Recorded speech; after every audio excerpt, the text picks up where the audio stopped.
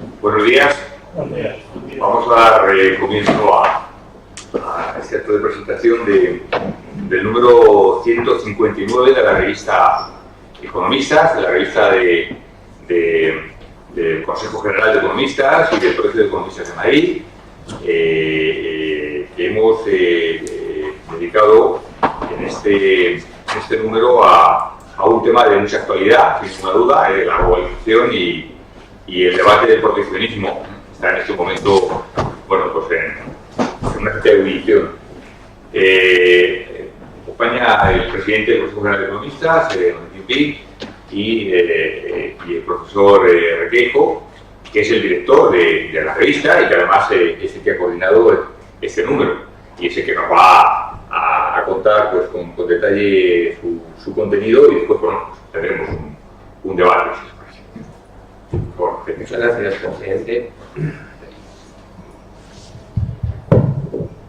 Este número 159 se compone de dos partes. Por un lado, poner de manifiesto algunos de los aspectos de la globalización y, en segundo lugar, analizar el impacto que los nuevos vientos proteccionistas que parten de la presidencia norteamericana pueden tener sobre la economía global. Yo no les digo nada si les afirmo que la globalización, es decir, el hecho de que el mundo se haya empequeñecido y que la economía global se haya empequeñecido, tiene tres raíces. La primera son las TIC, las técnicas de información y comunicación que han cambiado nuestro mundo. Nuestro mundo tiene ya poco que ver con el de hace 25 años, pero es que además llevamos camino de que dentro de muy pocos años el mundo sea absolutamente distinto. Es decir, la comunicación, la conectividad va siendo pues, cada vez más ancha y más profunda. La segunda raíz de la globalización es la reducción paulatina de las barreras fronterizas que se ha producido desde el término de la Segunda Guerra Mundial.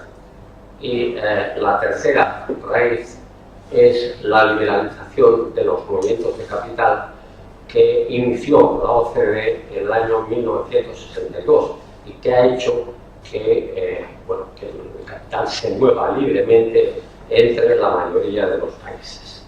Esos tres elementos han generado esa economía globalizada, algunos de cuyos aspectos se analizan en este lugar. Por ejemplo, ¿quiénes son los ganadores y perdedores en la globalización? Ya saben que hay un debate donde predomina sobre todo del lado, llamémosle, de la izquierda, una organización internacional que se llama ATTAC, para la cual pues, la globalización ha hecho que los países más pobres pues, aumenten su pobreza. Bueno, aquí el trabajo que aparece pone en manifiesto lo contrario. Es decir, la globalización afecta a todos los países. En todos los países hay ganadores y perdedores y es el capital humano el que decide quién gana y quién pierde. Si ustedes piensan un momento se darán cuenta de que en Norteamérica tiene que ser así, porque la base de votantes del actual presidente tiene mucho que ver con la América profunda, donde precisamente hay perdedores derivados de la globalización. En segundo lugar, pues se toca el tema del comercio electrónico, de cómo va avanzando ese comercio en detrimento del comercio normal, algo que sabemos con bastante claridad. Es decir, Amazon pues es el gran reto que tienen los grandes establecimientos comerciales que conocemos de toda la vida. Se trata también el problema de la fragmentación productiva, es decir, hoy muchos productos en muchos países no se fabrican en el país. Es decir, el país le pone la pincelada última, pero la mayor parte de los componentes vienen de muchos otros países. Hoy puede decirse también que muchas empresas se deslocalizan porque resulta que la sede no está donde estaba, sino que se ha ido a otras zonas de menor presión fiscal societaria. Hay también un análisis de lo que supone la globalización para España. El autor de ese análisis está entre el público, que es el profesor Flores, donde se pone de manifiesto que ha ayudado en muchos aspectos porque ayuda al aumento de la productividad, entre otras razones. Y finalmente, pues hay un análisis de esa segunda parte a la que me he referido, que es el proteccionismo y la actual situación. El proteccionismo ha vivido en la historia económica siempre, con más o menor presión, porque es la manera de proteger los mercados nacionales a base de cerrar las fronteras económicas. Los resultados no han sido nunca muy brillantes, pero hay sobre todo un momento en el que ese proteccionismo dispara una crisis de carácter global y enormemente profunda. Estamos hablando de la Gran Depresión norteamericana y mundial, que va a empezar en el año 1929. En el año 1929, en octubre, la bolsa de Nueva York sufre una caída tremenda. A consecuencia de esa caída se ve enseguida que se está reduciendo el ritmo de desarrollo y se ve enseguida que está aumentando el desempleo. El gobierno norteamericano decide poner en práctica una política proteccionista, pero muy a fondo. Es lo que se conoce con el nombre de la ley Holly-Smoot, que son los nombres de los dos senadores que propusieron la ley. Entonces, en función de la ley Holly-Smoot, se elevaron fuertemente los aranceles de algo así como 20.000 productos. Teniendo en cuenta que Estados Unidos ya era el mayor importador de la época, naturalmente las barreras al comercio se transmitieron con impulsos negativos hacia el resto de los países, especialmente los países desarrollados. Comenzó la guerra comercial y el resultado de ese proteccionismo de origen norteamericano, pero extendido luego por todos los países, es que entre el año 1930 y 1933 las exportaciones mundiales se desplomaron, el crecimiento mundial se desplomó, pero pongan ustedes cifras del orden del 50%, y el nivel de desempleo aumentó rapidísimamente en la mayor parte de los países. No es absurdo pensar, todo lo contrario, que esa situación pues condujo a la llegada de Hitler al poder y condujo a la Segunda Guerra Mundial. Es decir, ese proteccionismo había dado unos resultados muy negativos. Bien, precisamente por ello, cuando se va a terminar la guerra, estamos en el año 1944, y cuando ya se sabe quién va a ser el bando vencedor, Norteamérica patrocina una conferencia, la conferencia de Bretton Woods del año 1944, en busca de un mundo más abierto y estable.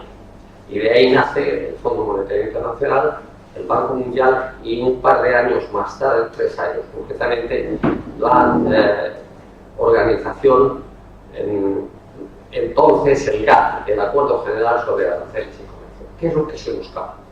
Pues se buscaba que el fondo estableciera un sistema de tipos de cambio razonablemente estables, se buscaba que el banco canalizase recursos hacia el mundo menos desarrollado y se buscaba que el GATT fuera reduciendo las barreras arancelarias. Ya saben ustedes que lo que se hace es que el GATT convoca una serie de reuniones que se llaman rondas y en esas rondas pues se van otorgando preferencias unos a otros, pero por aplicación de una regla que es la regla de nación más favorecida, cada preferencia que yo le otorgo a un país es extensible automáticamente a todos los demás. Ese es el mundo que hemos estado viviendo, bueno, no siempre con resultados óptimos, pero en ese avance hacia lo que es la libertad de los mercados. Pero además de eso, y vuelvo a repetir, lo que ha sucedido es que el mundo en sí ha cambiado por completo. Es decir, es un mundo donde todo es visible, donde las empresas se pueden gestionar desde mucha distancia y donde además hay esos movimientos de yo produzco sobre la base de lo que traigo de otros países, es decir, es la fragmentación de la producción. Yo coloco mi sede fiscal en el país que menos se lleva de mis beneficios. Bueno, y en ese panorama pues aparece la nueva presidencia norteamericana. Cuando el nuevo presidente Donald Trump afirmaba en su toma de posesión repetidas veces America First, pues no todos sabíamos qué es lo que quería decir y por lo que quería dirigir la política norteamericana. America First, en su caso, clarísimamente lo que quería decir es América ante todo.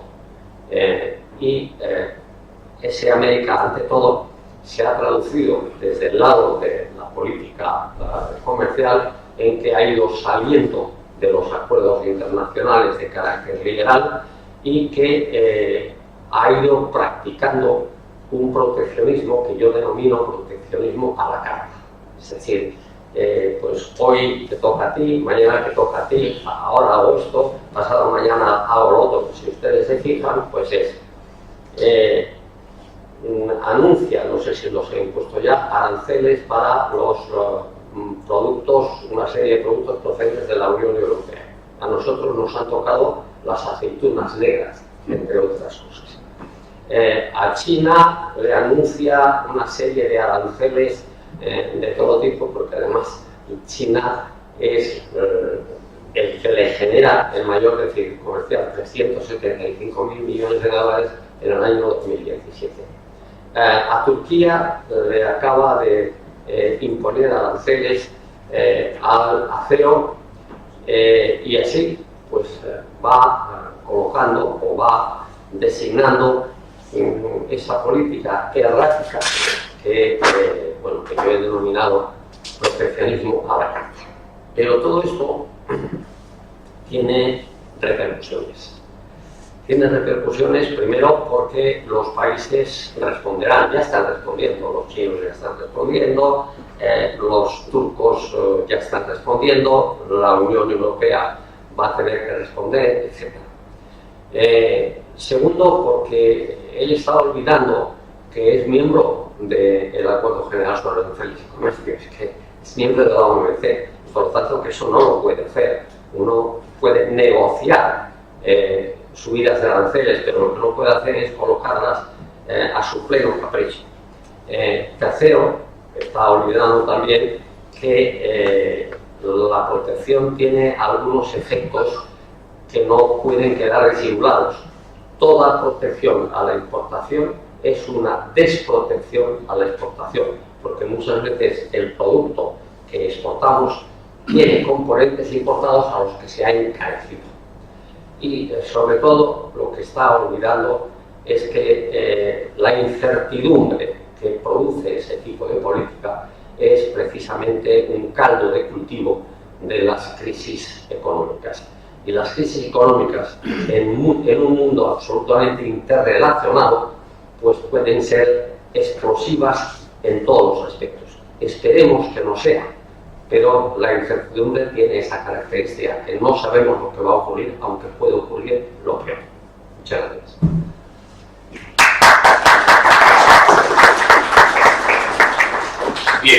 gracias, Jaime, por tu presentación. Si te parece, vamos a tener un debate. Yo tengo unas cuantas cosas de aquí que quería proponerles que debatiéramos, pero con los miembros de la mesa y, por supuesto, después con todos los que quieran participar. Tengo algunos y luego seguramente surgirán algunos más que se les irán ocurriendo a ustedes. El primer debate que me gustaría plantear es un debate con el que has empezado tu presentación, Jaime, que es el de la globalización. ¿En qué medida la globalización es, podemos decir, desde una perspectiva general, si es buena, es regular o es mala para el conjunto de la población? Que has enseñado de una manera muy clara, que podemos identificar como en todos los países este proceso que estamos viviendo aceleradamente, particularmente desde hace 25 o 30 años, está produciendo ganadores y perdedores. Esto es algo que podemos verlo en todos los países, naturalmente que sí, pero además también podemos ver que hay países ganadores y países perdedores en este proceso, ¿no? Es un tema que es más complicado, ¿no?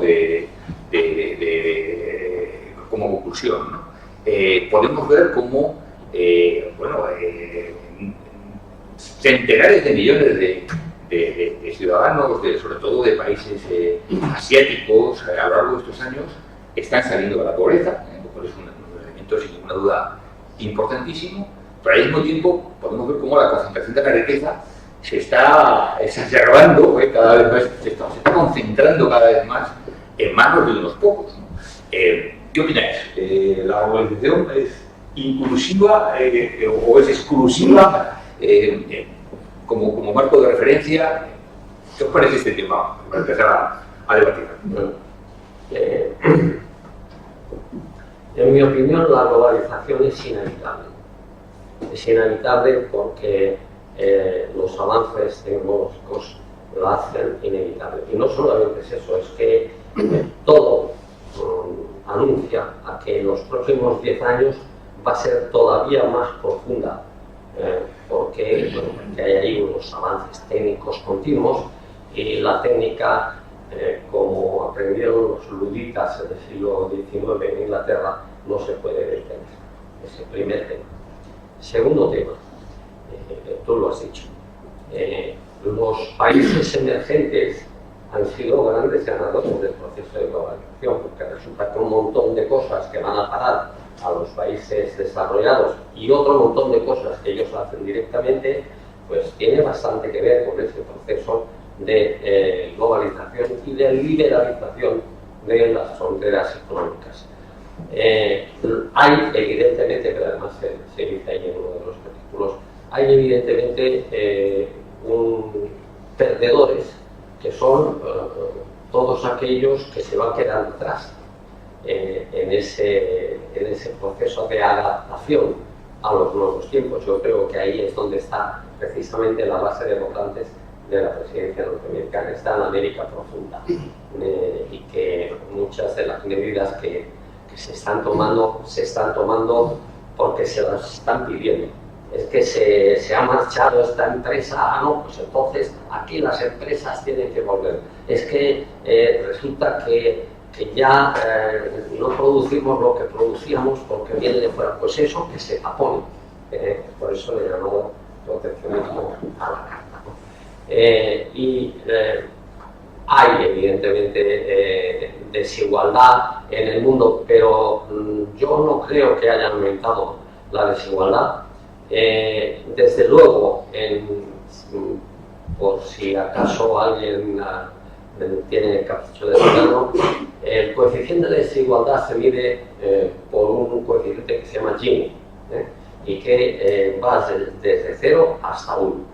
Cuanto más se acerque a 0, la desigualdad es menor; cuanto más se acerque a 1, la desigualdad es mayor. Bueno, en Europa el coeficiente de Gini se mueve entre 0,30 y 0,35. España tiene un 0,34, Francia 0,31, como Alemania, etc. En Estados Unidos es más, es 0,40 y algo. Todo esto que pone en manifiesto, bueno, pues que pretender que haya igualdad es pretender algo pues ilusorio, que hay desigualdad, pero si montones de gentes en países que antes eran bastante pobres han logrado empezar a vivir mejor precisamente porque se lo permite lo que denominamos globalización, a mí me parece que la globalización es positiva, con independencia de por dónde he empezado, es que la globalización es inevitable. Sí. Después de Jaime, vamos a ver, yo creo que al menos la corriente principal de los economistas, que tiene un perfil liberal, tiene bastante claro que esto del comercio, la globalización y el comercio de la globalización no es un juego de suma cero, no es verdad que lo que gana uno lo pierde el otro, esto no es así. La globalización. Lo que es verdad es que no todo el mundo gana lo mismo, ni la percepción que se tiene sobre lo que se gana o la relación con el otro es la misma. O sea, hay un problema de percepción. Primero, que no es un juego de hacer, o sea, la globalización pues tiene un aspecto muy importante que es el comercio y es la paz, ¿no? O sea, tener complicidades económicas entre países es la mayor garantía de paz, ¿no? Esto puede ver. Aquí yo creo que el problema principal, como ha dicho Jaime, es la percepción. Y sobre todo que esto es un fenómeno, imparable. Y el problema es que como cada país se posiciona ante esta realidad, ¿no?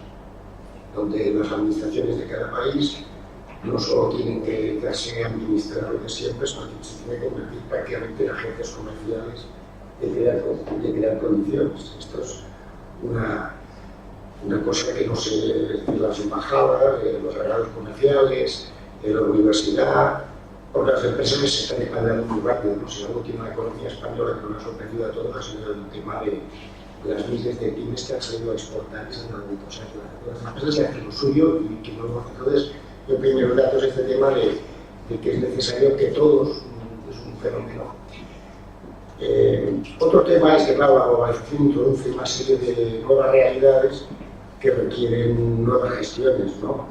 Los organismos internacionales, todo esto estamos construyendo nuevas realidades de funciones.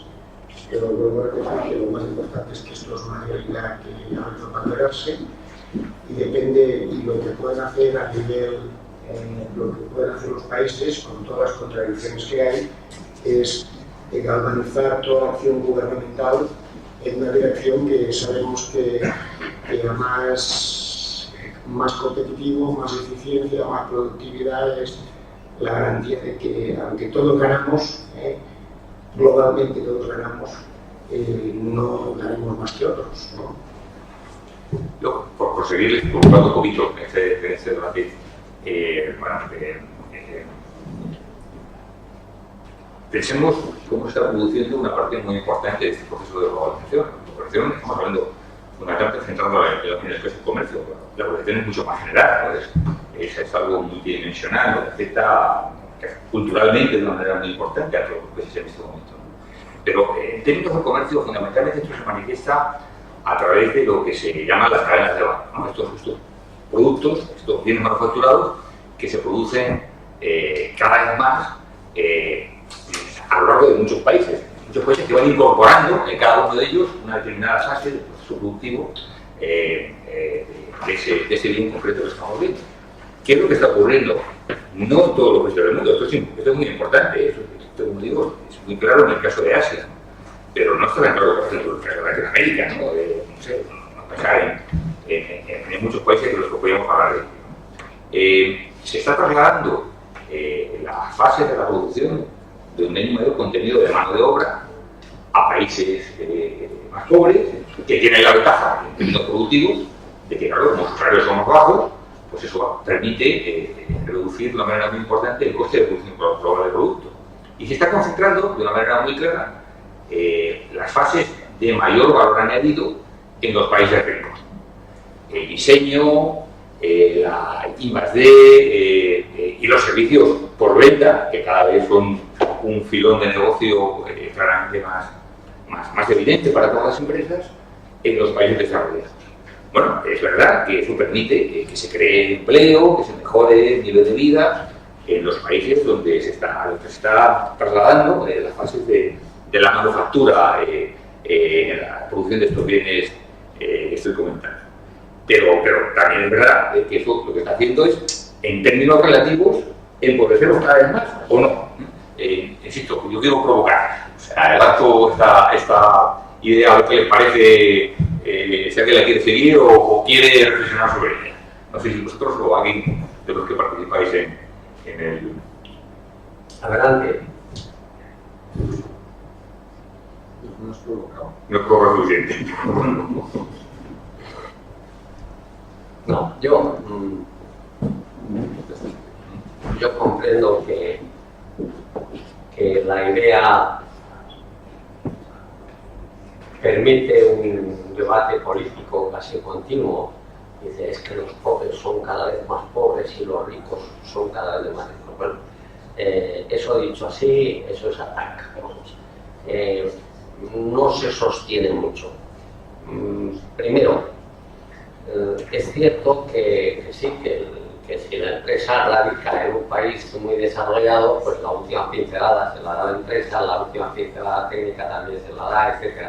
Pero también es cierto que por ese camino se va transmitiendo una capacidad de hacer cosas que llega hasta todos los rincones.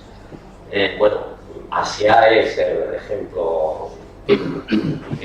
Desde que los comunistas chinos inventaron que el comunismo era perfectamente adaptable a la economía del mercado, es decir, se olvidaron del sistema comunista, pues China ha rebotado a toda velocidad, pero en Asia no solamente está China, es que por ejemplo está Corea, que es un país desarrollado, pero muy desarrollado en muchísimos aspectos, y toda una serie de países asiáticos que van en esa misma dirección.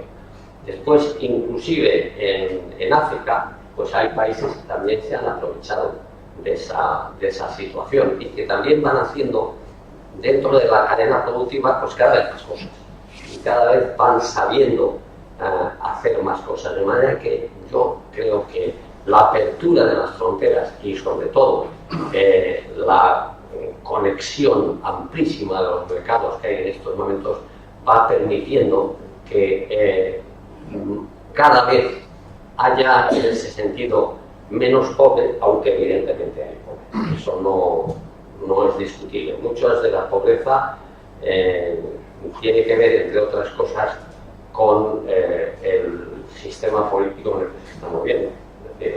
En África lo que hay es un sistema político tribal y es muy difícil que haya cambios importantes mientras el sistema político tribal persista. Una de las cosas que está sucediendo desde hace años y de lo que se ha ocupado mucha gente es que hay que aumentar la ayuda al desarrollo.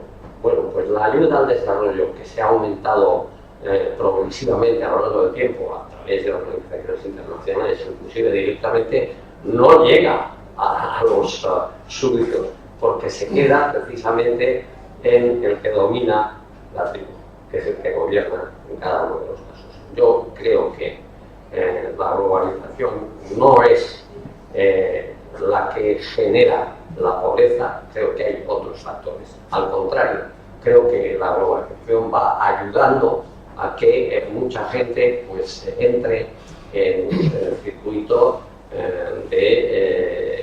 no diré el bienestar, pero por lo menos en el circuito de una vida aceptable. Pasamos, si parece, al debate del proteccionismo. ¿Realmente existe un riesgo claro y manifiesto en este momento en el mundo de que el proteccionismo, fundamentalmente alrededor de la política negociadora tan extraña, tan poco diplomática, sin ninguna duda, que está desarrollando el presidente de Estados Unidos, realmente esto puede provocar como consecuencia un aumento del proteccionismo? Me explico. Hemos asistido a un proceso de negociación, en primer lugar, absolutamente sorprendente, ¿no? Que se inició con varias patadas en la mesa y puñetazos, que personalmente no es la forma más adecuada de una negociación entre países, ¿no? Entre Estados Unidos y México, que se ha resuelto. se ha resuelto.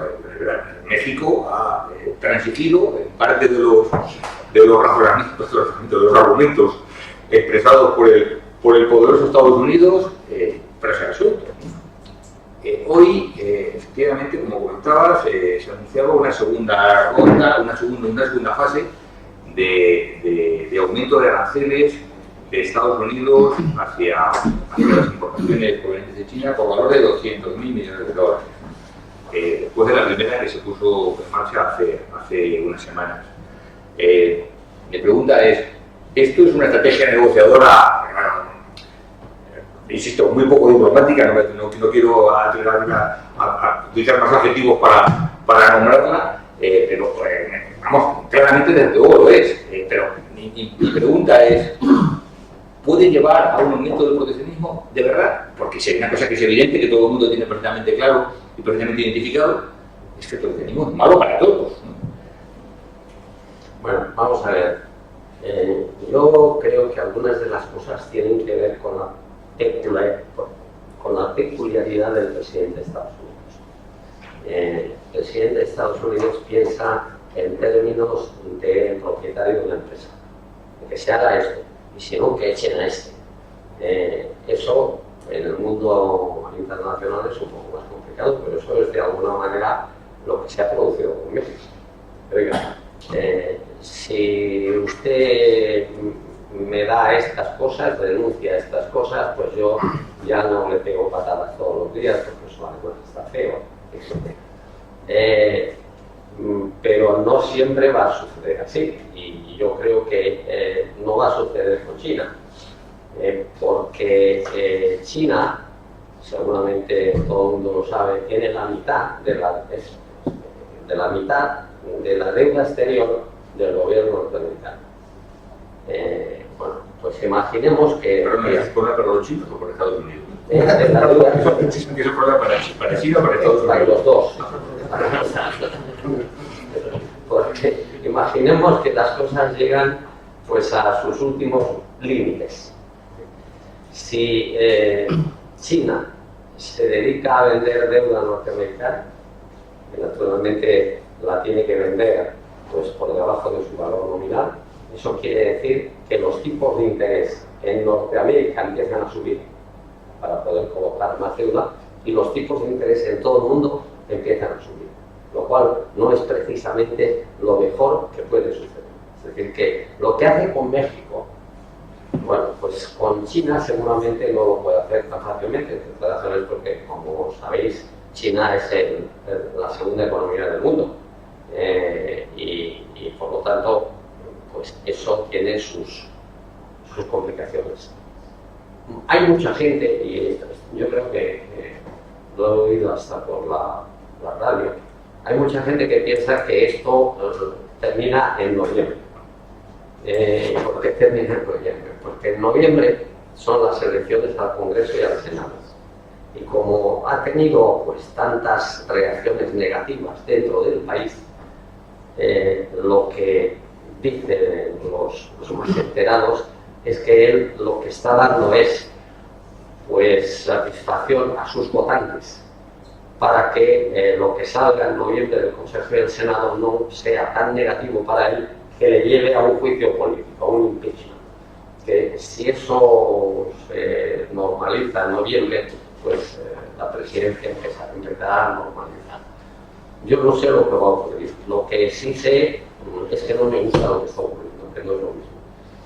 Porque el primer país del mundo, que el que patrocinó la conferencia de Bretton Woods, el que es miembro de la Organización Mundial de Comercio, empiece a hacer movimientos inesperados, pero movimientos proteccionistas que a veces no tienen mucho sentido. Yo, sinceramente, no creo que esto dé lugar a la crisis en los 30, pero puede dar lugar a alguna crisis importante. La incertidumbre es el caldo de cultivo de las crisis.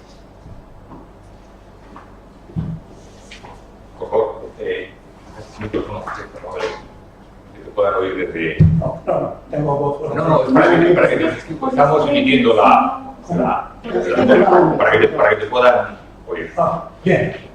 En relación con este tema, que es muy interesante de saber quiénes son los ganadores y quiénes son los perdedores en el proceso de globalización, me estoy refiriendo, por ejemplo, al tema de qué productos son los que un país exporta a otro y cuáles son los que importa ese país, con el cual establece una relación.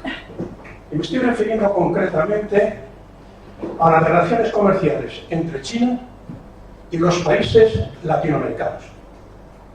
Porque claro, China está exportando a esos países, sin detenerme en ninguno en especial, pues todo tipo de productos manufacturados, en una gran diversidad y en inmensas cantidades.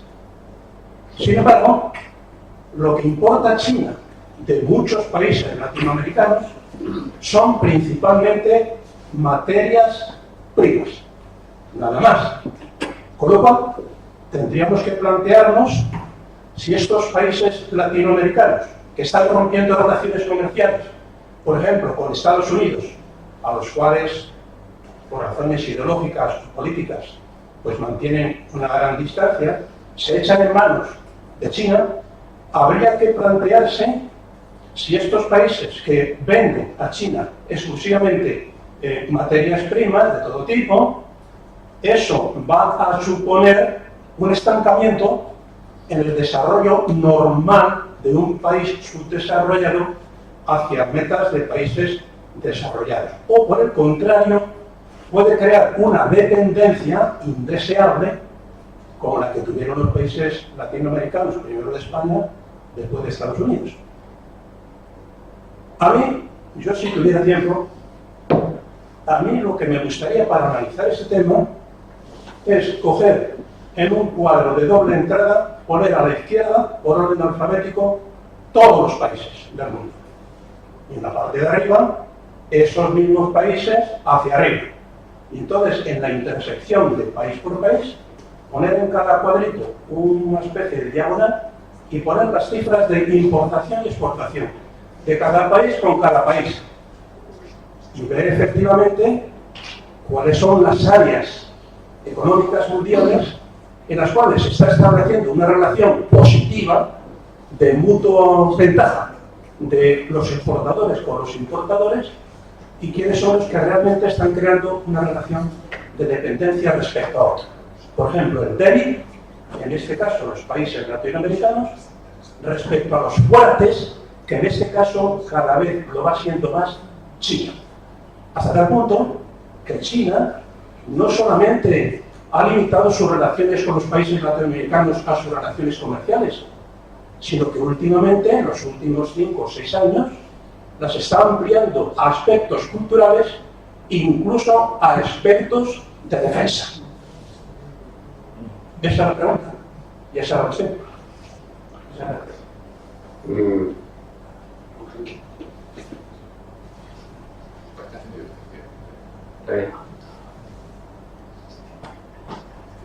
Bueno, la cuestión es muy interesante.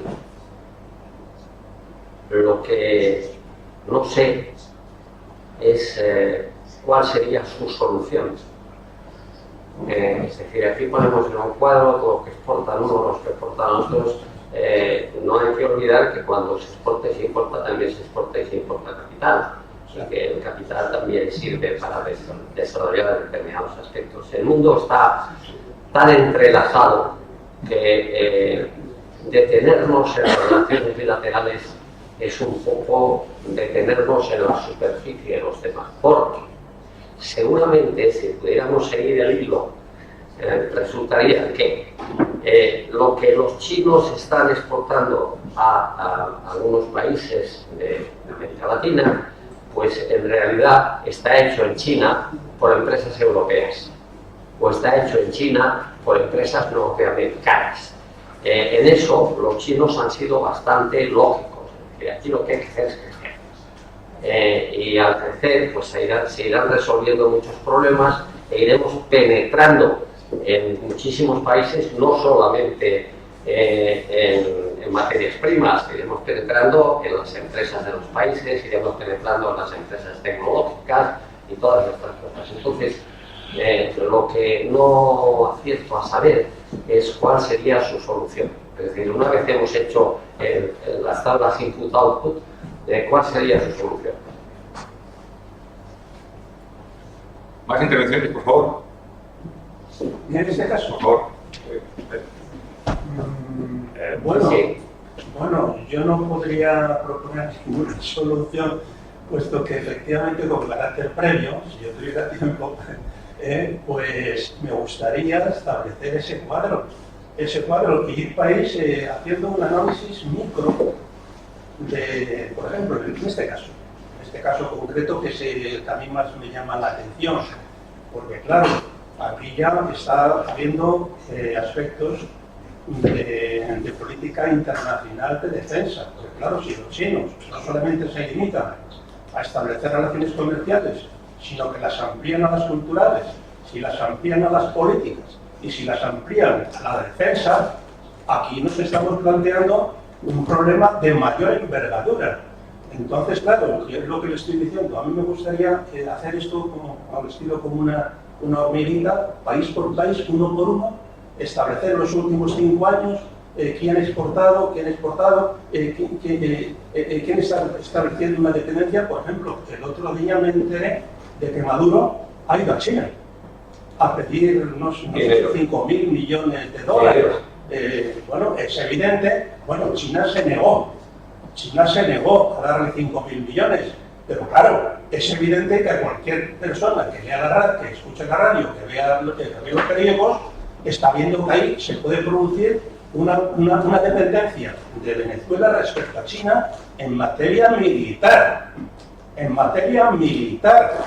de tal forma que efectivamente esto afectaría a la OTAN, afectaría a las relaciones, a toda la estrategia global de defensa, si efectivamente China, por las razones históricas que sean, está penetrando en los mercados latinoamericanos, no solamente vendiendo sus productos, sino estableciendo sus embajadas, estableciendo, vamos, ya lo digamos, como está haciendo en Europa, que incluso para defender su comercio internacional, China está estableciendo bases militares en el sur de Europa.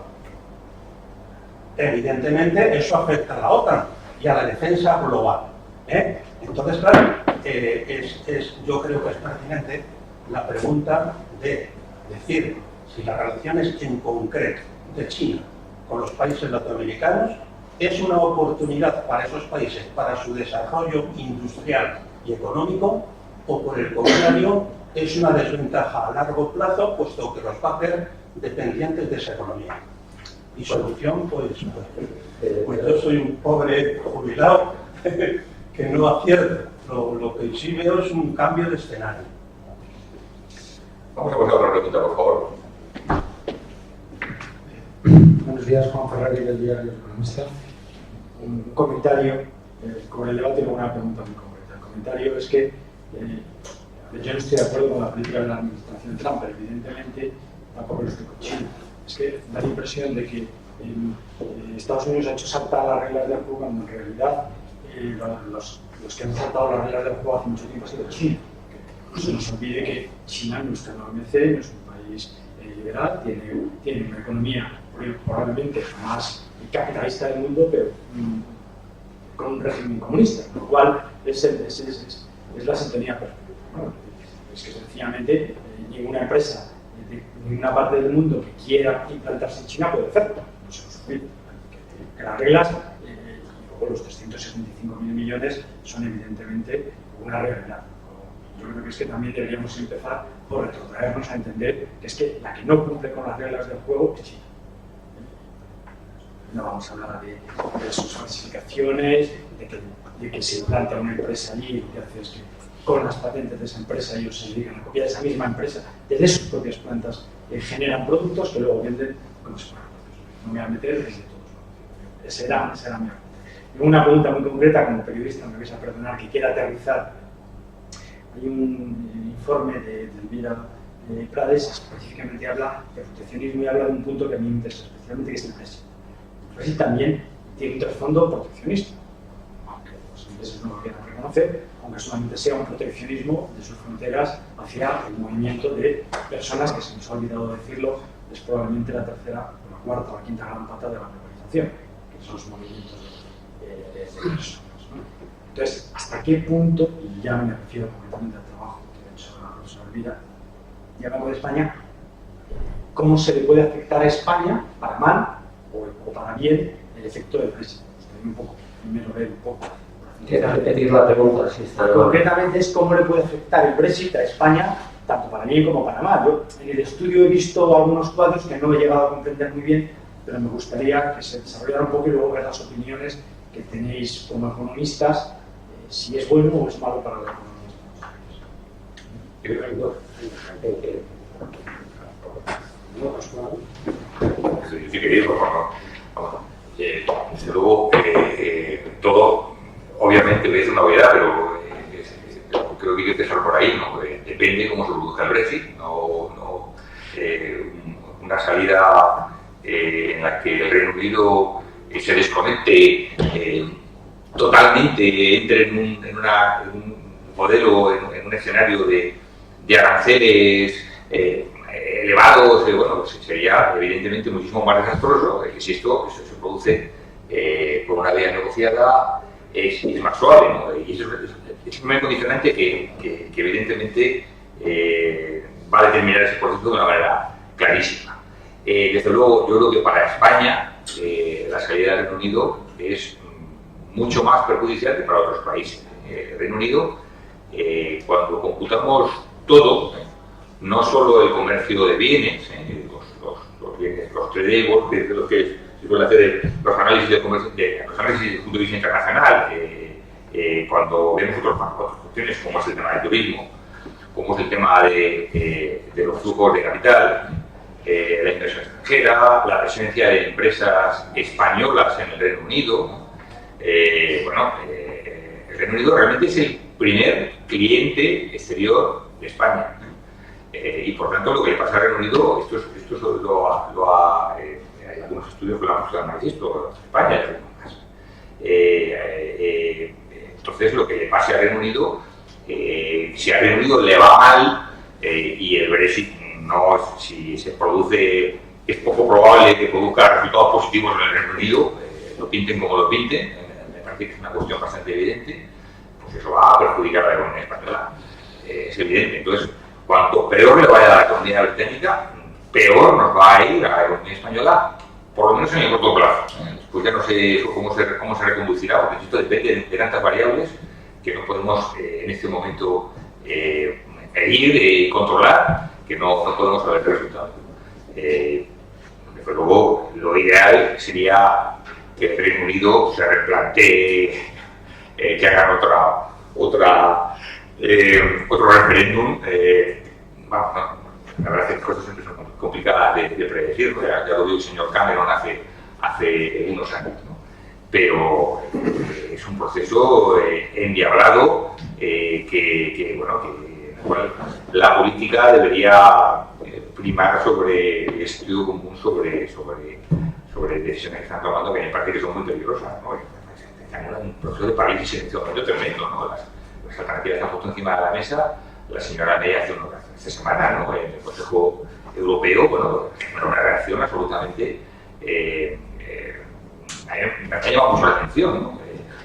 Absolutamente los 27 países del resto de la Unión Europea totalmente enfrentados a su posición. Me sorprende que no sean más hábiles. No entiendo cuál es la política negociadora que están llevando en este momento y me parece, insisto, muy peligrosa para la economía británica y también para la española. Bueno, yo quisiera hacer unas breves consideraciones sobre los dos puntos, el Brexit y China. Del Brexit, como el Brexit se lleve a cabo en términos duros, todo el mundo sale perjudicado. El Reino Unido es el que más perjudicado saldrá. Y desde luego a España le tocará una parte del perjuicio, por lo que ha dicho el presidente. Es decir, nosotros tenemos aquí un flujo de turistas británicos muy importante tenemos una serie de inversiones británicas, tenemos en las exportaciones al Reino Unido, nuestras exportaciones son muy importantes, y además de eso hay una serie de españoles que están trabajando en el Reino Unido, especialmente en los temas financieros. Lo que yo no sé es cuál va a ser el final de la negociación, porque en toda negociación llega un momento en que las partes se abroquelan y dicen nada y por aquí no paso, y luego todo eso pues se va suavizando de alguna manera porque todos quieren en esa negociación. Esto por lo que respecta al Brexit. Les recuerdo que ya hubo un número de economistas que fue dedicado al Brexit. Segundo, sobre China. Bueno, China es un actor internacional de cada vez mayor importancia, pues nos guste o no nos guste, le tengamos miedo o no le tengamos miedo. Yo soy de los que piensa, y la evolución china de alguna manera va en esa dirección, que los chinos, que son originalmente marxistas, pues terminarán practicando la regla del propio Marx, que es: uno no vive como piensa, piensa como vive. ¿Qué quiere decir? En la medida en que la economía pues va prosperando, la gente va prosperando, etcétera, pues muchas de las ideas iniciales dejan de ser ideas iniciales y se va entrando en ese mundo global del que estamos hablando. Yo no tengo muchas dudas respecto a eso, pero es una simple opinión. A ver, aquí estamos haciendo más. Yo creo que los temas están encima de la mesa y las soluciones no están. Porque de hecho se nos ha hundido un esquema que teníamos, ¿no?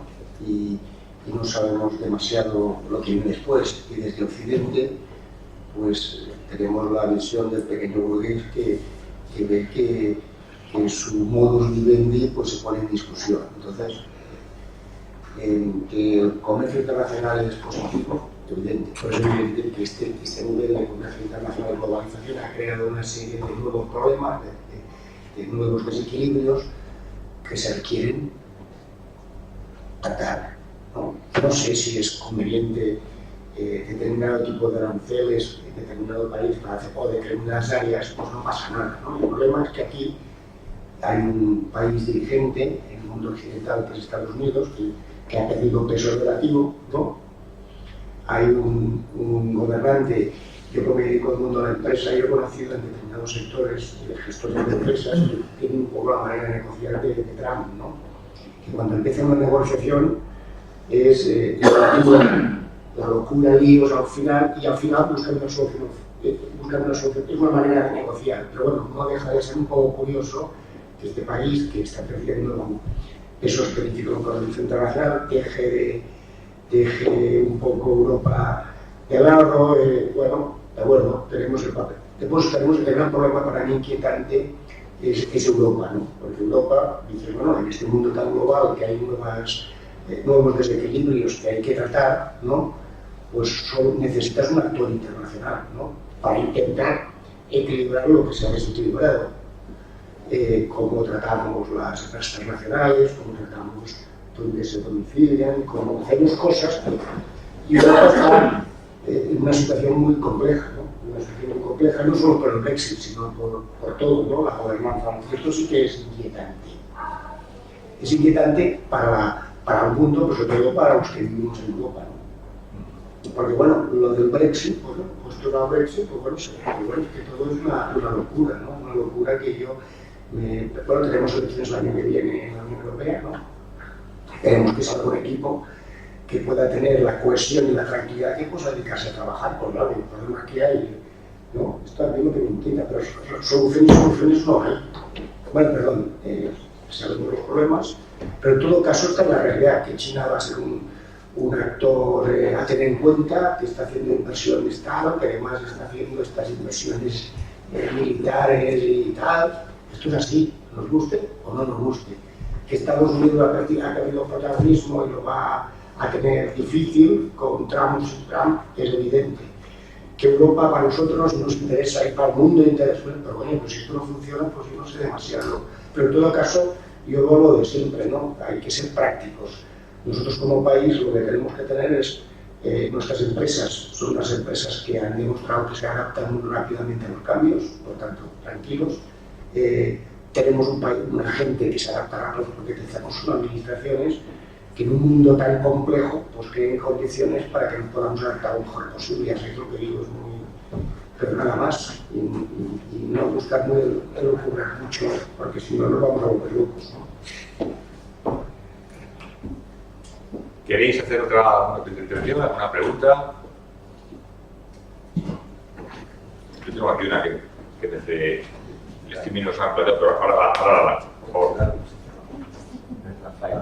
Sí, buenos días. Bueno, muchas gracias por esta presentación del número. La verdad es que estoy deseando poderme a leer todos los artículos.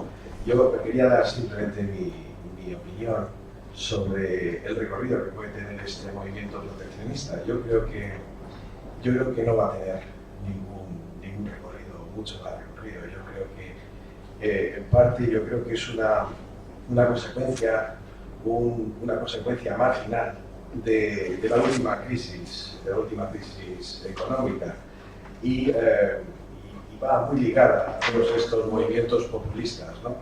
En el momento en que yo creo que la economía vaya un poco mejor y bueno,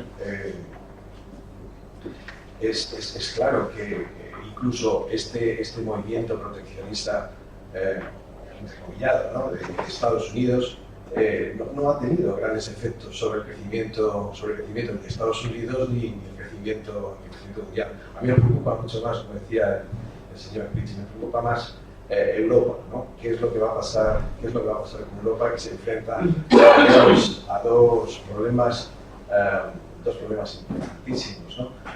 Uno de ellos es la inmigración, ¿no?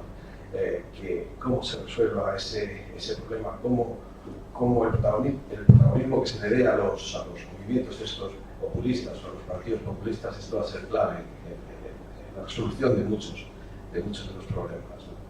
Nada más. Muchas gracias. Sí, Jesús, que nos está siguiendo por el streaming, nos plantea una pregunta. Nos dice: las medidas proteccionistas acabarán reanimando las subvenciones a la industria por parte de los estados que no puedan verse en situación de dependencia comercial. ¿Cuál será su efecto? Actualmente en España, por ejemplo, la política industrial se concentra en el apoyo al sector energético principalmente. Parece que el tema de puede generar este aumento del proteccionismo, una vuelta a las políticas de subvenciones a la industria. Pues sería lo peor que nos podría ocurrir, porque entonces nos adentramos en la economía de no mercado.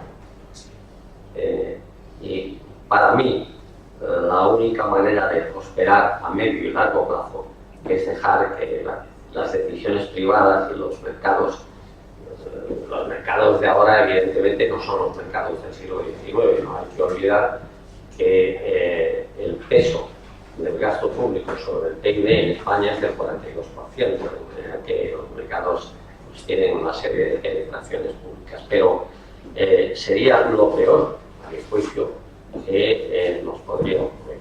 Lo que hay que hacer es que las aguas vuelvan a su cauce y las empresas pues, actúen como saben actuar las empresas. Debo decir que, por si lo hemos pasado por alto, que en España hay más de 2.000 multinacionales que se defienden bastante bien en los mercados mundiales y que han puesto de relieve que cuando se deja que la empresa marche a su ritmo y encuentre su horizonte, pues las cosas se aclaran en muchos sentidos.